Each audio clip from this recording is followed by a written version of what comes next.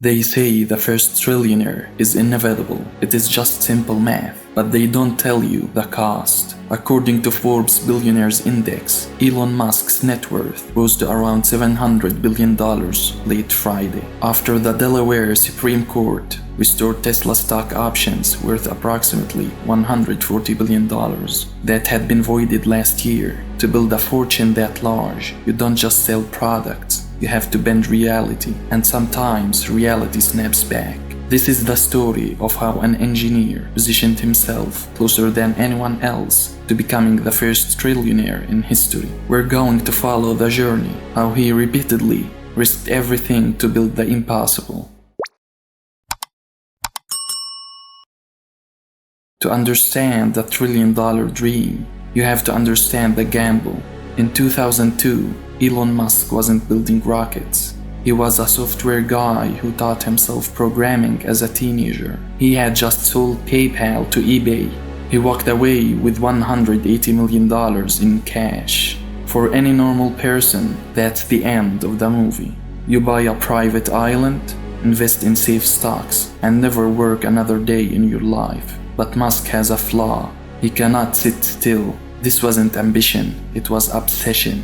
He looked at the world and saw stagnation. Cars were still burning gasoline. Space travel hadn't meaningfully advanced in decades. So he made a decision every financial advisor in the world would call insane. He didn't save the money, no.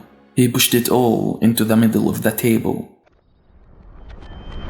He started two companies, SpaceX to make humanity multiplanetary, and Tesla to end the age of oil. The problem: both industries are graveyards. Car companies rarely survive. Private rocket companies almost always fail. He wasn't just fighting competitors. He was fighting physics and economics at the same time. The goal was simple but arrogant. Build a rocket that can land itself, and a car that's faster than sports cars but runs on batteries. If he failed at either one, the money would disappear. The early days were a masterclass in failure. Between 2006 and 2008, SpaceX launched 3 rockets. All 3 failed. They didn't just fail, they exploded. Millions of dollars, his dollars, evaporated in seconds of fire and smoke. At Tesla, things were even worse. The first car, the Roadster, was a mess. The transmission kept breaking. Costs were nearly double what they expected. The media called him a fraud. They said electric cars were glorified golf carts, and the private rockets were expensive toys. He was bleeding cash. By late 2008, the $180 million was gone.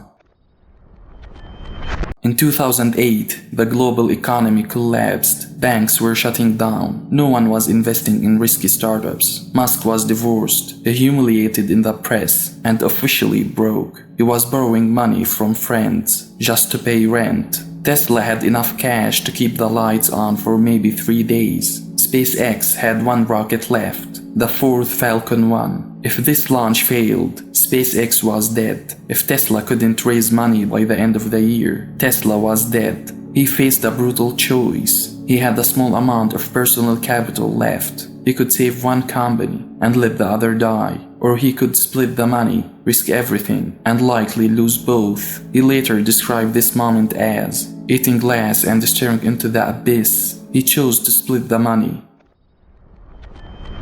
On September 28, 2008, the 4th Falcon 1 launched. It cleared the tower. The stages separated. It reached orbit. It became the first privately funded, liquid-fueled rocket to do so. That single success changed everything. It proved the engineering was real. NASA noticed. Soon after came a $1.6 billion contract to resupply the International Space Station. SpaceX was saved 2 days before Christmas, just hours before Tesla would have gone bankrupt. The funding round closed. Tesla was saved too, but survival wasn't the real victory. The victory was what happened next. Musk realized to survive long term, you couldn't just build expensive products. He had to build machines that build the machines. He pushed Tesla towards the Model S, then the mass market Model 3.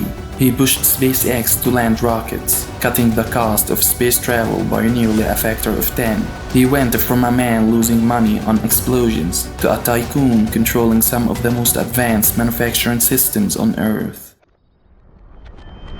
That gamble in 2008 didn't just pay off, it compounded. Today, Musk isn't just a man selling electric cars. He controls critical pieces of a future infrastructure. Tesla isn't just a car company, it is an AI and robotics company. SpaceX isn't just a launch provider. With Starlink, it is becoming one of the world's largest satellite internet networks. Now analysts look at the math. If SpaceX goes public, it could be worth hundreds of billions on its own. If Tesla fully solves autonomous driving, its value could triple. The numbers stop making sense to normal people. We're looking at a path where one man's equity crosses 12 figures, the first trillionaire in history, which brings us back to the cost. The man who slept on a factory floor in 2008 now holds more power than most governments. His satellites can influence wars. His algorithms shape public conversation.